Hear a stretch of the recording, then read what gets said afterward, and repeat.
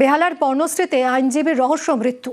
ব্যাচারাম চ্যাটার্জি রোডে উদ্ধার হয়েছে 51 বছর বয়সী আইনজীবীর রক্তাক্ত দেহ। প্রতিবেশীর জমিতে উদ্ধার হয়েছে এই আইনজীবীর রক্তাক্ত দেহ। পাশের বাড়ির জমির উপর পড়েছিল আইনজীবী নয়নদীপ লাইয়ের দেহ। পর্ণশ্রী থানার পুলিশ তদন্ত শুরু করেছে। কথা বলবো, সমীর রয়েছে সঙ্গে। সমীর, কিভাবে মৃত্যু হলো এই আইনজীবীর, তদন্তে কি জানা যাচ্ছে এখনো পর্যন্ত? দেখো মিনিদি, বেহালা পর্ণশ্রী থানা এলাকায় ব্যাচারাম চ্যাটার্জি রোডে অ্যাডভোকেটের স্বাভাবিক মৃত্যু হয়েছে বলে জানা গেছে।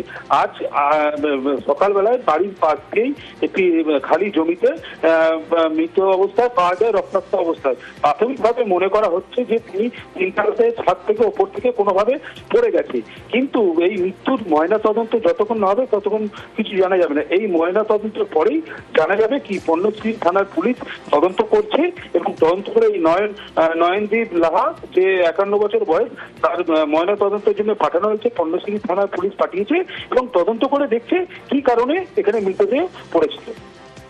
ধন্যবাদ।